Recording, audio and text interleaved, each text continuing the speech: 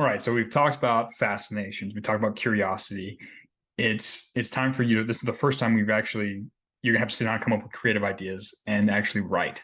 So it's appropriate that at this point we begin speaking about the creative thinking process, because now it's time for you to generate ideas for the first time, right, inside of this program. And the quality of your thinking will determine the quality of your success as a copywriter and as a person. And the process I'm going to reveal to you is going to help you come up with genius ideas to conquer the world. And I say that only half joking.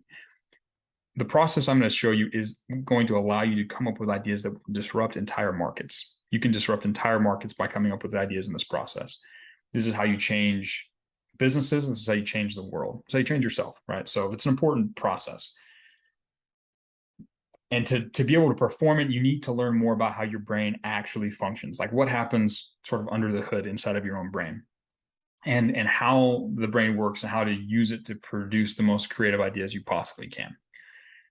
So you need to understand, before we dive into the actual process, there's a fundamental belief or a fundamental understanding you have to have about your brain. And that is that there are really two minds at work inside of your brain, right? There's the subconscious mind, which is the creative part of your mind. It's the workhorse. It's where all your thoughts come from, where all your memories are stored, where all your thinking occurs, your emotions are felt. It's this big giant, it's like the bottom part of the iceberg. You can't see it. You don't really understand how all of it works, but it does amazing things. It remembers all your math facts. It helps you remember your phone number, all that stuff, right? It's this massive, powerful supercomputer, right?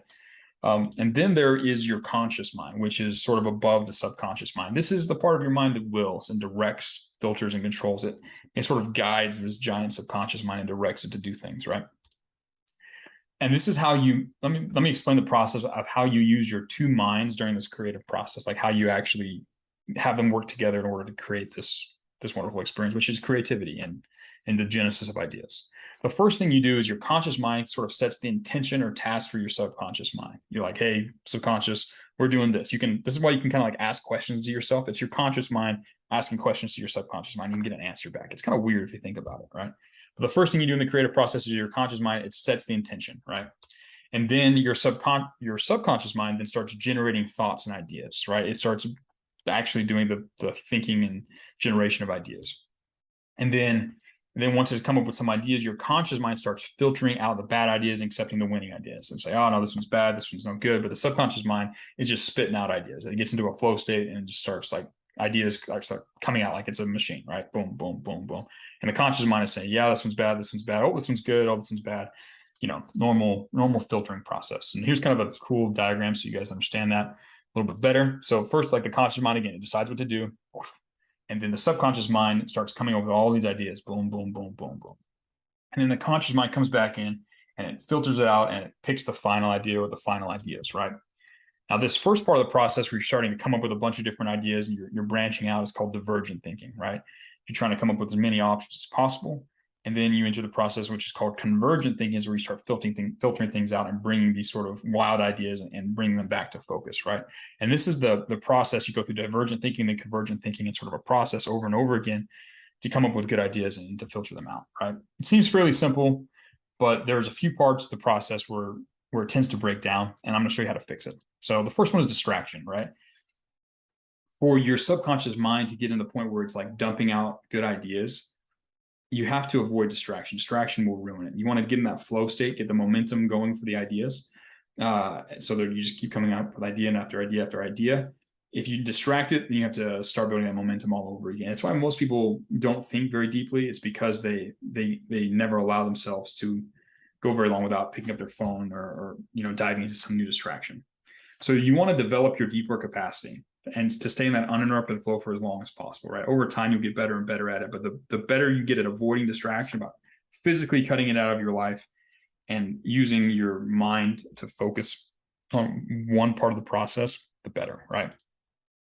The other side of the problem is you don't have enough material to work with to start with the creative process. And this is usually a breakdown in the research. If you don't understand the avatar of the situation, you don't have enough of their words, enough understanding about what's going on, and there's any kind of if there's a lack of clarity around any of those core concepts you need to learn about in your research, when you sit down to actually write, if you don't have that, if it's not clear, you're going to run into problems. There's not enough actual material for your brain to use to construct creative ideas or creative fascinations in this example, right?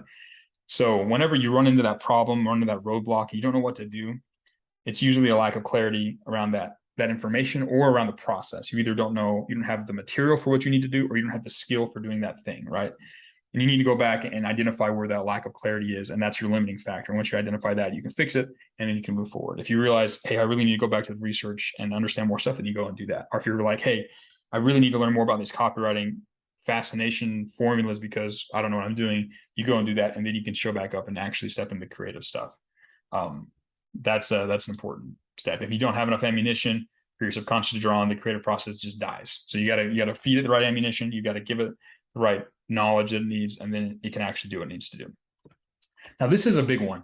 This is probably the most common one, and that is like the idea of having too harsh of a filter too early on, right? Remember how I said how the conscious mind sort of tells the subconscious mind to start thinking of ideas, and then it'll start evaluating whether those ideas are good or bad, right? Something that happens is when you're sitting down for the first time, you're trying to do it, you're trying to come up with these ideas. Some of the first couple ideas and a lot of the ideas that you're going to come up with are going to be pretty bad, right? So if you're doing something new, you're like, your brain's testing out this new skill, and it comes up with an idea, and your conscious mind comes down too harsh on it. It's like, oh, that's a terrible idea. That's stupid. And it comes up with another idea, and the brain's like, no, that's stupid. Pretty soon, the subconscious mind, it's weird. It's like it's another person. It's like, dude, if you're going to keep being a jerk to me, I'm not going to come up with ideas, and it just stops, right? So one of the ways to get around that is to, instead of like smacking it down every time, is to give yourself permission to just let the ideas flow. So you turn off the filter part of your brain and just let the ideas flow. Like you get that momentum going, and you want to keep that momentum going as much as possible. For example, like let's say you're going to write fascinations and you were running into this problem. You could give yourself the permission to say, okay, dude, just like write 100 bad fascinations, like the worst fascinations possible. And you just like start spitting up ideas, and pretty soon you'll get into that flow state and you'll spit out ideas. And maybe like, maybe you'll come up with 2 bad ones, and then you come up with a good one, and then another 2 bad ones and another good one. Like everyone's got a percentage, right? But if you get enough volume out and you give yourself the permission to hit the volume, you'll be able to start mining those responses for gold. Not all of them will be great. Some of them will be good. But if you turn off the filter for a while and then filter the end, it allows you to reach that flow state for your output of creative ideas, and then you can pick the good ones afterwards, right? Instead of shutting it down too early.